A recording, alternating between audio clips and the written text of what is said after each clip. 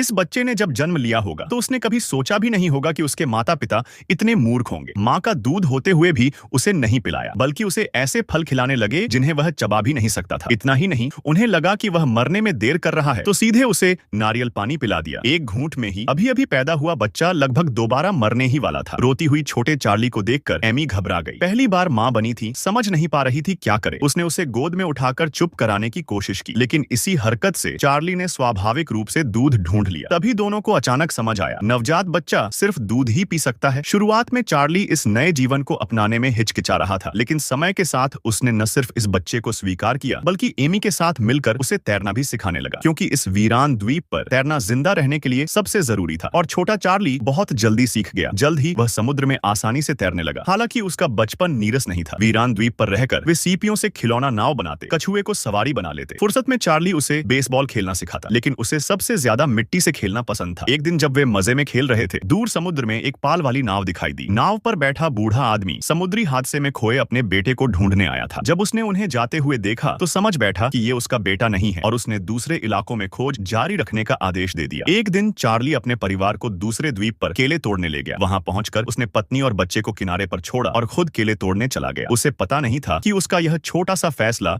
उन्हें विनाश की ओर ले जाएगा। चार्ली के जाते ही छोटे चार्ली को एक चमकदार लाल जहरीला फल दिखाई दिया। जिज्ञासा में उसने कुछ तोड़ लिए और एमी की नजर से बचाकर नाव में रख दी। तभी हवा तेज चलने लगी। एमी बच्चे को लेकर नाव में आराम करने बैठ गई, लेकिन झपकी के दौरान छोटे चार्ली से चप्पू समुद्र में गिर गया। एमी घबराकर उठी। शुरू में उसे खतरे का अंदाजा नहीं था, बस चप्पू निकालकर वापस जाना चाहती थी, लेकिन कई बार कोशिश करने पर भी सफल नहीं हुई। मजबूर होकर एमी ने चार्ली को आवाज दी। चार्ली तुरंत दौड़ा आया और समुद्र में कूद पड़ा। जैसे ही उसने चप्पू उठाया, एमी घबराकर चिल्लाई। दूर एक शार्क तेजी से उसकी ओर आ रही थी। चार्ली को बचाने के लिए एमी ने बिना सोचे दूसरा चप्पू फेंक दिया। चार्ली तो बच गया, लेकिन अब उनके पास कोई चप्पू नहीं बचा। उनकी हालत और भी खतरनाक हो गई। शार्क खाना छोड़ने को तैयार नहीं थी और नाव के चारों ओर घूमती रही। समुद्री धाराओं के कारण नाव धीरे धीरे द्वीप से दूर जाती चली गई। तीनों कुछ भी नहीं कर सके। सूरज ढल गया। रात भर वे समुद्र में बहते रहे। दूसरे दिन दोपहर तक माँ बाप थककर सो गए, लेकिन छोटा चार्ली वहीं जहरीला फल उठाकर खाने लगा। लड़की ने उठते ही यह देखा और तुरंत उसे रोकने दौड़ी। जैसे कभी बूढ़े आदमी ने उसके साथ किया था, वैसे ही उसने बच्चे के मुंह से जहरीला फल निकाल दिया। अब दोनों समझ चुके थे कि छोटा चार्ली शायद नहीं बचेगा। वे समुद्र में फंसे थे, न खाना था न पानी, मौत तय थी। चार्ली ने जहरीला फल 2 हिस्सों में बांट दिया। लड़की ने भी उसका मतलब समझ लिया और चुपचाप एक हिस्सा ले लिया। दोनों ने एक दूसरे को देखा और बिना हिचक उसे खा लिया। मौत तक तुम्हारे साथ होना ही मेरा सुख है। तीनों एक दूसरे से लिपट गए और धीरे धीरे सो गए। नेक्स्ट पार्ट के लिए सब्सक्राइब कीजिए मूवी एक्सप्लेनेशन।